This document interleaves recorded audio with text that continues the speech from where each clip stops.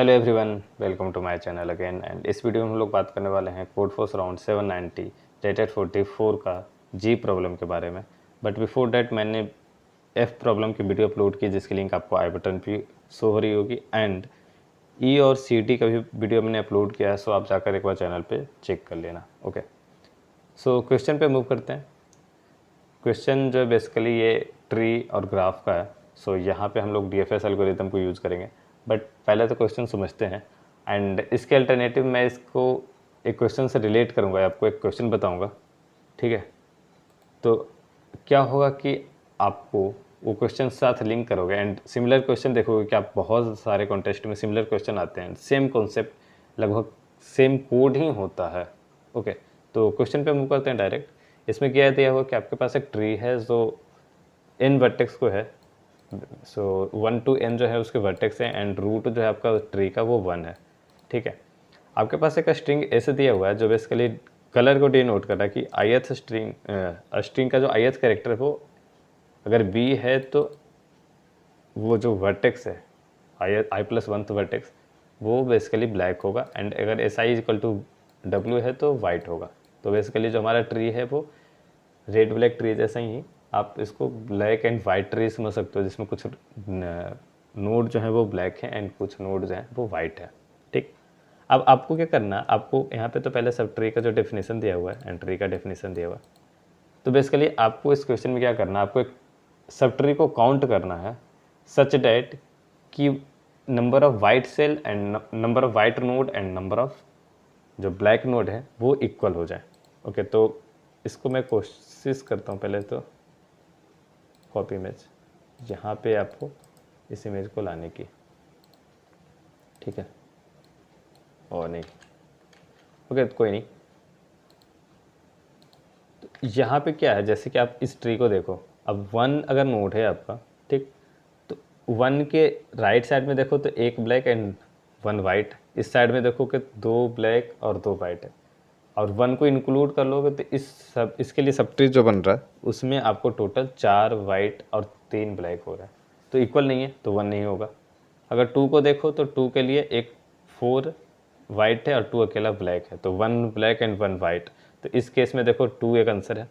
3 के लिए देखो तो 3 6 में दो ब्लैक हो गए एंड 5 7 दो वाइट हो गए, तो 2 ब्लैक 2 वाइट इक्वल है, तो आपका एक 3 और एक 2, दो ऐसे नोड होंगे यहाँ पे, दो ऐसे रूट हैं जो हमारे आंसर में काउंट करेंगे। ओके, तो आप इसी सेम का देखो आंसर आपको जो है 2 दिया हुआ है। सो बेसिकली आपको हर एक नोड पे जाना, अगर आप ब्रूट फोर्स अप्रोच समझ रहे हो, मतलब आपको करना क्या है, आपको उस ट्री में हर एक नोड के लिए आपकी सब ट्री को देखना है।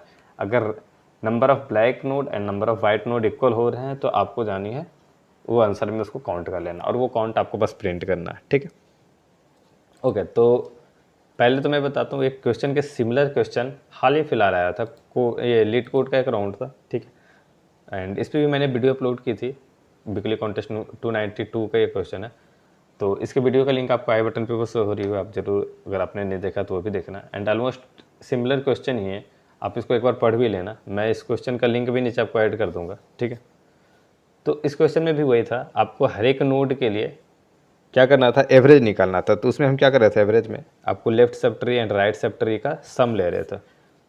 तो सिमिलरली यहाँ पर भी वही करना, सम में यहाँ पे left sub tree and right sub tree के नंबर का नहीं लेना, लेफ्ट सब ट्री में कितने ब्लैक हैं कितने वाइट हैं, एंड लेफ्ट में के बाद राइट में भी कितने ब्लैक एंड वाइट है, उनका सम बेसिकली आपको लाना है। ठीक, सेम कोड सिमिलर सेम लगभग अप्रोच भी है, मैं तो सेम नहीं बोलूँगा, ऐसे सिमिलर बोलूँगा, सिमिलर अप्रोच सिमिलर कोड के साथ है। बट मैं यहाँ पे आपको इनिशियल से समझाऊंगा कि कैसे हो रही है चीज़ें। ठीक, अब देखिए हमारे पास क्या है, ये हो गए क्वेश्चन। अब सॉल्यूशन पे बढ़ते हैं। तो हमारे पास क्या है, एक ट्री है, तो ये ट्री में अगर देखो तो यहाँ पे आपके पास जैसे नोड है। ठीक, अब कुछ ब्लैक हो सकते हैं कुछ वाइट हो सकते हैं। अब हमने क्या किया, जैसे कि अगर हम यहाँ पे देख रहे हैं तो इसके लिए इस साइड से सारे जो होंगे नंबर ऑफ ब्लैक,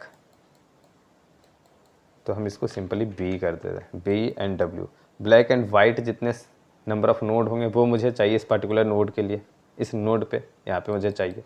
एंड इस साइड से मुझे सेम ही चीज़ है, ब्लैक एंड वाइट कितने हैं, सेम चीज़ अगर मैं देखूँ तो इस नोड के लिए भी इसके नीचे और ब्लैक एंड वाइट जो है मुझे चाहिए, एंड इसके लिए भी ब्लैक एंड वाइट चाहिए। तो आप देख रहे हो, अगर आपने इस नोड के लिए अलग से कैलकुलेट किया तो आपको इस नोड के लिए कैलकुलेट करना फिर से पड़ेगा। एंड ये सिमिलरली नीचे जितने सारे उसके चाइल्ड होंगे वो सब जो होंगे वो दोबारा का दोबारा काउंट होता जाएगा, कैलकुलेट होता जाएगा, तो वेस्ट ऑफ टाइम हो जाएगा यहाँ पे।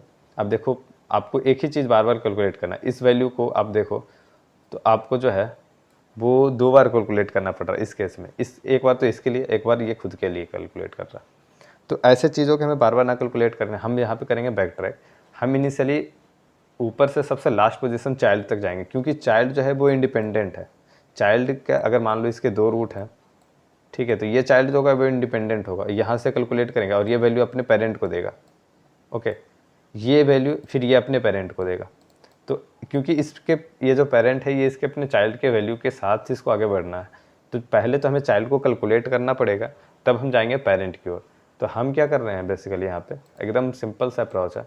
आप एक ट्री के DFS अप्लाई करो, उसके रूट पे जाओ, रूट से और रूट डीप डीप डीप उसके सारे चाइल्ड को ट्रेवर्स करके आप लीफ नोड पे जैसे ही आए, यहाँ पे आपको कितने ब्लैक एंड वाइट ट्री हैं, सॉरी ब्लैक एंड वाइट जो सेल हैं या नोड हैं, उसकी काउंटिंग इसको आपको रिटर्न का अपनी पेरेंट के पास। सिंपली क्वेश्चन जैसा बोल रहा मैं बस वैसा ही आपको बता रहा हूँ, कोड में भी आपको बस सिंपल वैसा ही करना जो आपको पूछा जा रहा है। तो यहाँ पे मुझे depth first search DFS use करना है। क्यों? क्योंकि मैं लेवल एडर ट्रेवर्सल निकल रहा हूँ यहाँ पे, मुझे यहाँ पे जो है आपको वो लास्ट तक जानी है, जो डेप्थ सर्च हो रही है यहाँ पे, तो DFS वाला हम एल्गो यूज करेंगे। DFS यूज होगा आपका, BFS नहीं यूज होगा, ठीक है।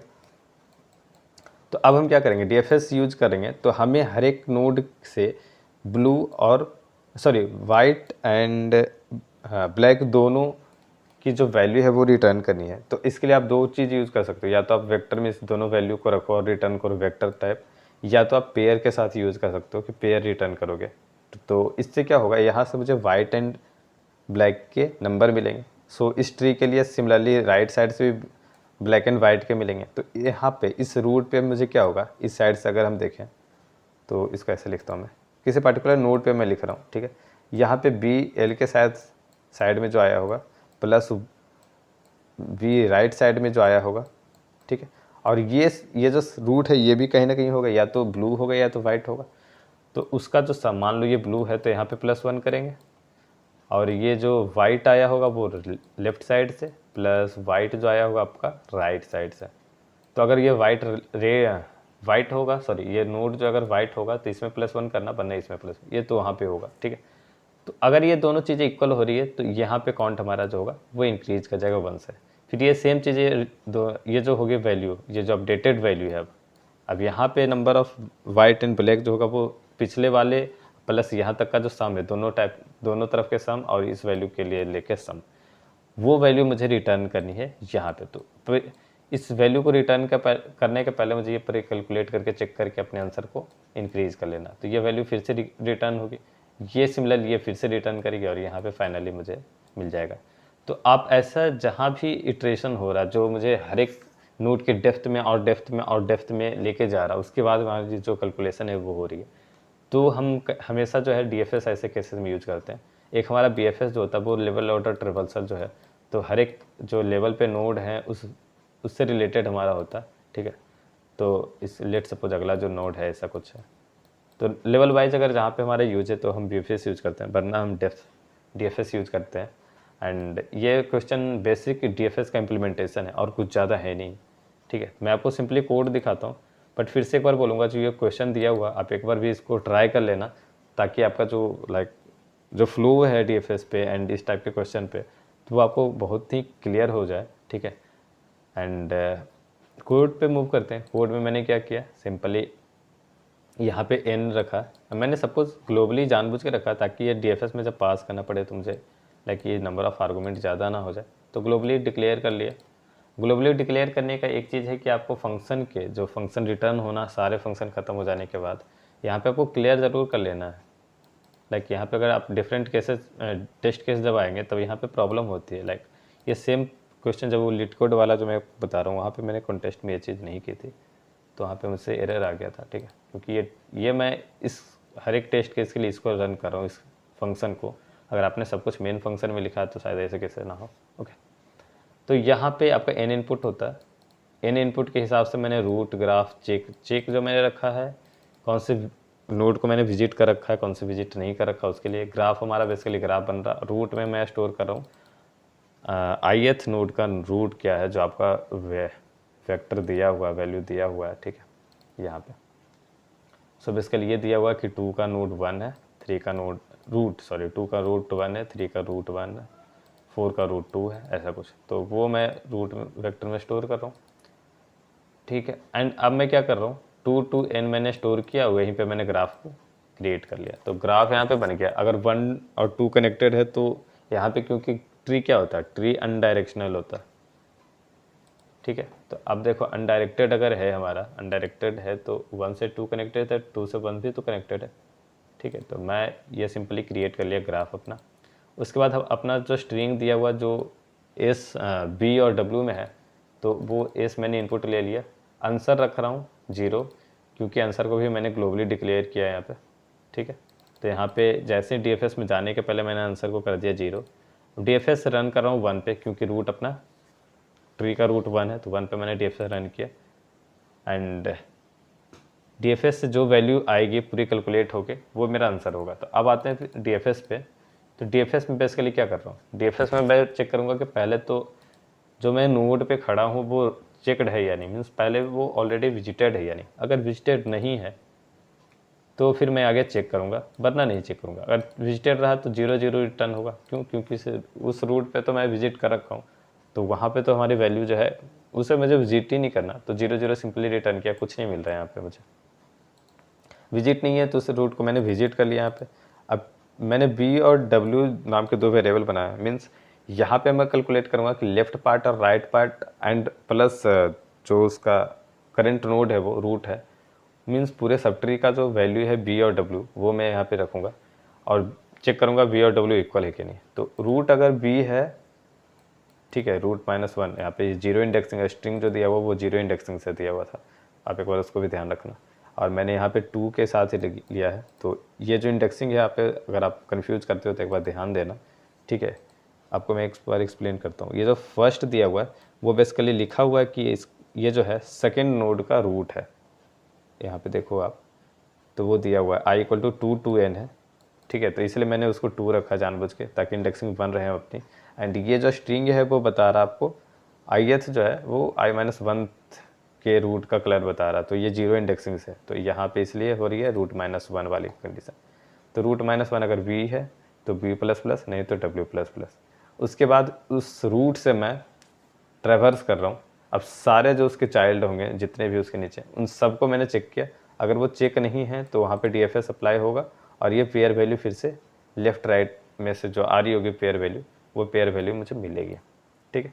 पेयर में मैं बी पहले ब्लू का रख रहा हूँ, तो ब्लू वाला मैंने बी में ऐड कर दिया। एंड वाइट, सॉरी ब्लू नहीं ब्लैक है ये, ब्लैक वाला वाइट ऐड कर दिया। एंड देन वाइट वाला ऐड किया, सेकेंड वाली वैल्यू जा रही है। अगर उसके बाद ये पूरी सब ट्री चेक कर लिया तो यहाँ पे हो गई। अब पूरा सब ट्री सब कुछ चेक हो गया, तो यहाँ पे क्या है कि जैसे इस रूट पे खड़े हैं तो इस रूट के इधर साइड में जितने सब ट्री इधर हैं, सारे सब ट्री जो इसके होंगे वो चेक हो गए। चेक होने के बाद जो मुझे वैल्यू मिला बी और डब्ल्यू का, अगर दोनों इक्वल है तो हमारा ये रूट जो है वो आंसर में काउंट होगा, नहीं होगा तो फिर हमें कोई भी एक्शन लेने की ज़रूरत नहीं। तो आंसर में अल्टीमेटली काउंट हो जाने के बाद या नहीं होने के बाद हमें फिर से इस रूट के लिए अब ये अपने पेरेंट को अपनी BW रिटर्न कर देगा, तो यहाँ से रिटर्न कर दिया। अल्टीमेटली काउंटिंग करने के बाद हमारा जो है आंसर यहाँ पे प्रिंट होगा। एंड यहाँ पे फिर से मैं बोल रहा हूँ सबको क्लियर करना ज़रूरी है, ऐसे केसेस में वरना आपको एरर आ सकती है। ओके, सो इस वीडियो में इतना ही था। एंड आई होप आपको क्वेश्चन, एक्सप्लेनेशन, कोड सारा कुछ समझ में आया होगा। बट अगर किसी भी तरीके का आपको डाउट है तो आप कमेंट में मुझसे बात कर सकते हो, अपना खुल के पूरा रखो, मैं ज़रूर आपको हेल्प करूँगा। ओके, एंड क्वेश्चन का लिंक, कोड का लिंक नीचे आपको डिस्क्रिप्शन बॉक्स में मिल जाएगा, आप जाकर ज़रूर चेकआउट कर लेना। एंड टिल नाउ मिलते हैं अगले वीडियो में, बाय बाय।